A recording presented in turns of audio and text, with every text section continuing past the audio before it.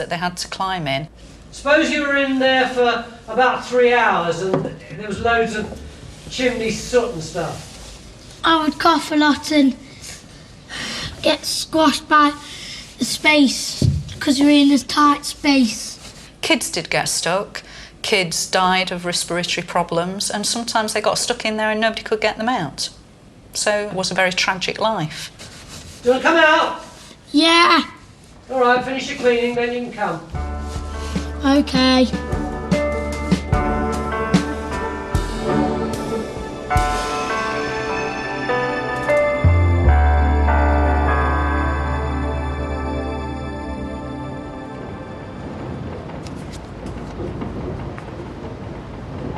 As industry grew in the Victorian period, mass production broke jobs down into individual tasks that were unbelievably repetitive and dull.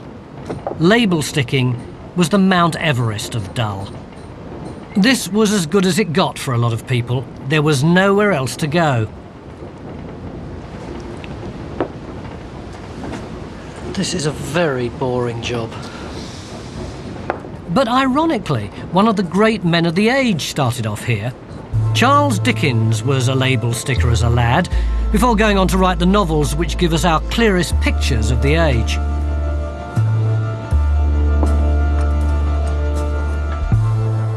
We know a lot about the Victorians because in their curiosity to explore life, they documented almost everything. Even something like this. I am a cigar end collector. And why? Because I can sell them back to the cigar manufacturers or on to people who want to smoke but can't afford to buy full cigars. We know of people who did jobs like this from Henry Mayhew, who documented the poor of London. And some of the worst jobs he found were jobs involving scavenging. Why was there so much scavenging in Victorian times? Well, of course, there'd always been people scavenging on the streets. But what happened during the Victorian period was that England was becoming more and more urbanised. More and more people were moving into the towns and the cities. And they were producing a lot more rubbish and a lot more refuse. And plus, there were just more and more people who needed to find some form of employment and some way to feed themselves. This guy with the tall hat over here, what's he scavenging? Are these ham bones? Chicken bones? Well, these are all sorts of bones that this bone grubber has picked up outside houses and just in the streets of London. And they were a very valuable commodity because he could sell them on to bone mills and they would be ground up and they could be used for manure and to produce soap and other products. Oh, some of those don't smell very fresh, do they? What about this burly-looking guy? He looks just like the coalman we used to have when I was a kid. Well, he's actually a dustman, so he's going around households emptying dustbins and collecting the dust and cinders there. And that's what we've got here, just dust? That's right. Most of the rubbish that Victorian households were producing was the dust and cinder from fires, and this dust would be taken by pony and cart to some of the enormous dust yards around the city, and the dust there would be sifted and sorted. Some of it would go for manure, some of it for making bricks. And there would be a lot of other very useful and valuable things mixed in with the dust. So there would be things like old boots and shoes, jewellery, rags and bones, all kinds of things that actually had a sell-on value. This is a rather sinister-looking guy. What about this? What's that for? Well, this man is a tosher or a sewer hunter, so he made his living going down London's ramshackle sewers, finding coins, jewellery, silver-plated cutlery, and he would use this hoe to poke around in the old brickwork. But also if he fell into difficulty, if he got stuck in a quagmire, he could use this hoe to try and lift himself out before he sunk without a trace. Are these the Premier League of scavengers? These were very much the elite of scavengers because they could make as much as £2 a week from the items that they found down in the sewers. And they had to be very fit, very strong, very healthy because they faced a lot of dangers down in the sewers from attacks from rats, from the poisonous fumes that were down in the sewers. Rummaging around in bins like these guys, collecting dust and even bits of bone, were pretty horrible jobs, but they weren't the worst. The worst scavenging job was down here on the shore. This place had 50 people a day working here. The name sounds charming, but the job of mudlark certainly wasn't. In Victorian times, this was a grim place to be.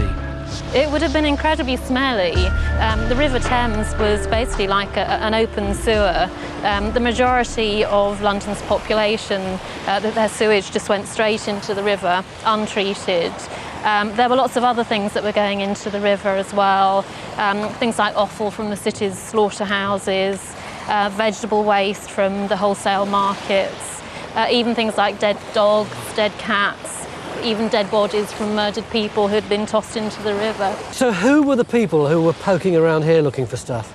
Well, these were the mudlarks. They were really the most wretched of people.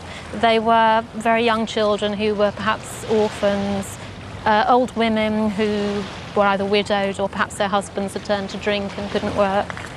Well, they were really the people who were on the verge of destitution. They had no choice. They were forced to come onto the foreshore to try and find any tiny scrap that they could sell on. Is this the kind of thing that people would have been looking for? That's exactly the sort of thing people would look for.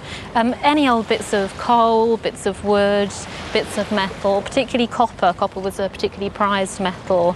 And things like rags and bones and old bits of rope. Well, they can't have made much money. Well, they certainly didn't. They would be lucky if they made maybe a penny or 2 pennies a day from what they could pick up. So these were people who were pretty much destitute. Would they have worked long hours? They could only work at low tide, so that was only for about an hour and a half every day.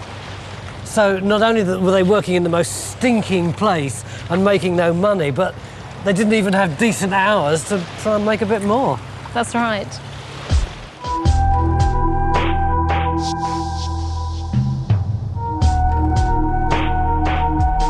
You may think that these scavenging jobs, cigar end collecting, mudlarking, bone picking, were the worst. And sure, they were terrible, but they weren't the poorest. Below them were the very worst jobs, because the really destitute ended up here, in the workhouse.